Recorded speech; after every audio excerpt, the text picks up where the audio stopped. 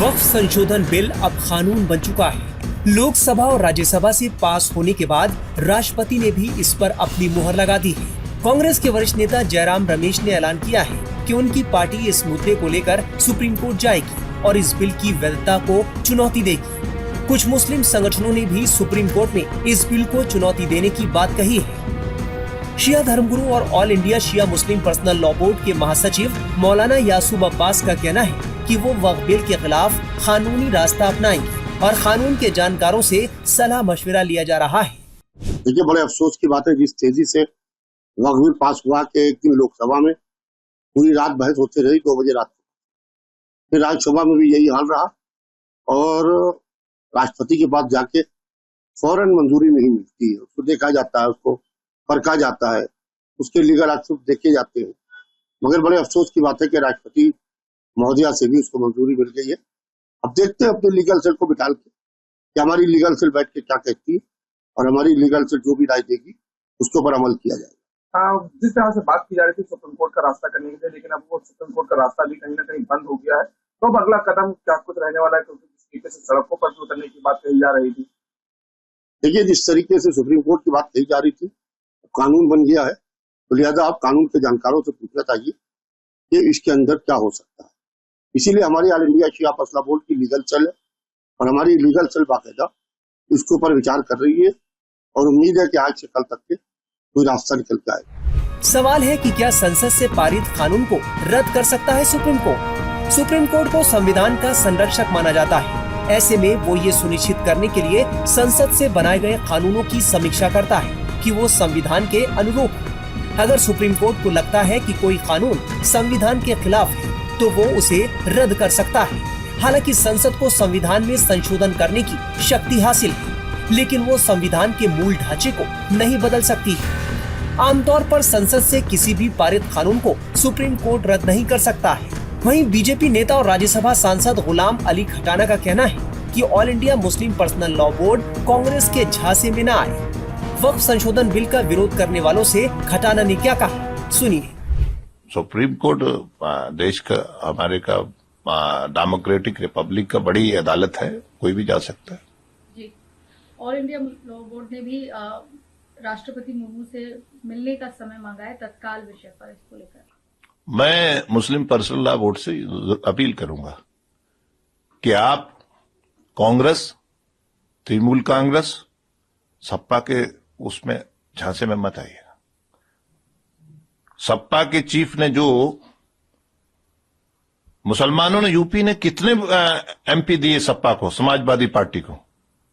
आपने अखिलेश यादव जी का आप सुनिए ना, उनका भाषण लोकसभा, बॉडी लैंग्वेज देखा किस तरह वो मजाक उड़ा रहे थे, कितनी आगे उनको कोई सीरियसनेस दिखी आपको वक्फ में? उन्होंने 90% कोई वक्फ के लिए बात करी? आप देख लीजिए ना सर, वो रिकॉर्ड में है, ये झूठ बोलते हैं। आपने उनका वो कौन है, तृणमूल के वो जो बड़े नेता हैं इनके, बनर्जी, कल्याण बनर्जी, मुसलमानों को कहां वो नैरेटिव खड़ा कर रहे थे? कहते हिंदू तो अंग्रेजी कानून को मानता है और मुसलमान जो है वो आप अंग्रेजी कानून को नहीं मानता है। क्या कहना चाहते हैं वो? मुसलमान के लिए क्या नैरेटिव खड़ा कर रहे हैं? तुम उन्हीं की खाते हो, झोली भर भर के तुम्हें वोट दिया उन्होंने, और कैसा नैरेटिव उनके लिए आप देश में?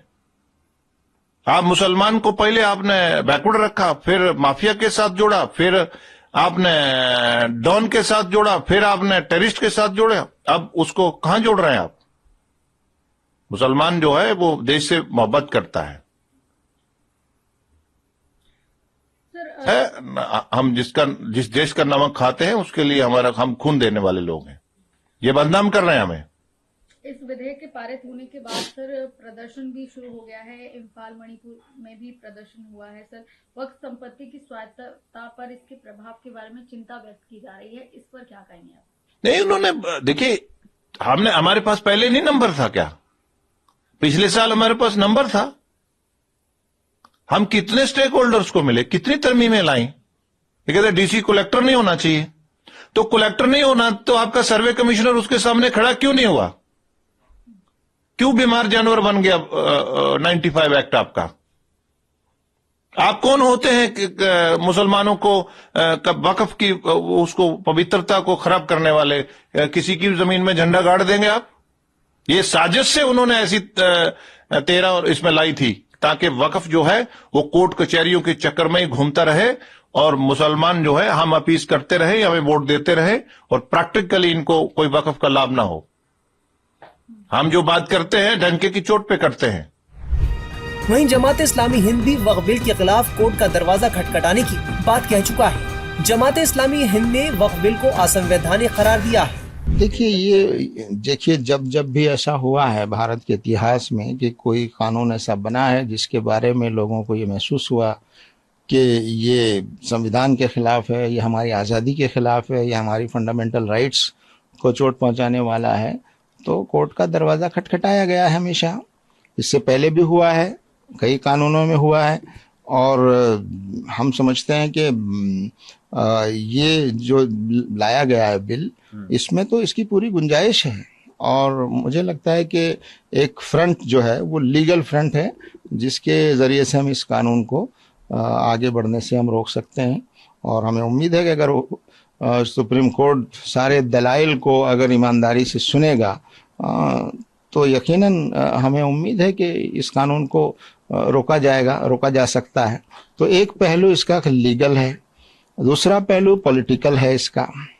जाहिर है पॉलिटिकल पार्टीज ने जिस तरह के स्वार्थ का मुजाहरा किया है, जिस तरह से अपने ज़मीर को बेचा है बहुत से लोगों ने, जिस तरह मुसलमानों का वोट लेकर और आखिर तक मुसलमानों को विश्वास दिलाते रहे कि हम इसको जो है रोकेंगे, पास नहीं होने देंगे, और आखिर में उन्होंने धोखा दिया है।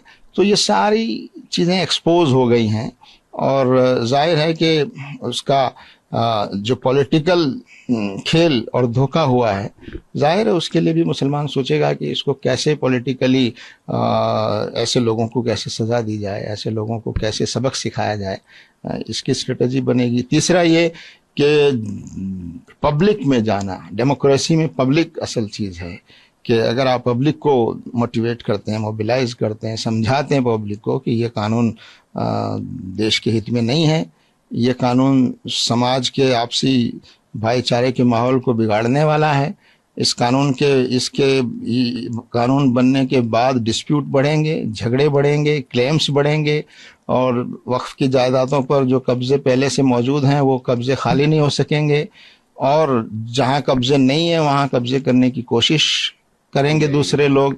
तो इससे पूरा जो समाज का जो माहौल है वो बिगड़ेगा। और मैं समझता हूँ कि मौजूदा सरकार भी ये चाहती है कि ये देश वास्तविक समस्याओं की तरफ ध्यान देने के बजाय जनता दो हिस्सों में बंट जाए और पोलराइजेशन और ध्रुवीकरण हो जाए और एक दूसरे के खिलाफ शंका करने लगें, और ये उनको पॉलिटिकली शायद सूट करता है, उनके पास इसके अलावा कोई रास्ता ऐसा बचा नहीं है।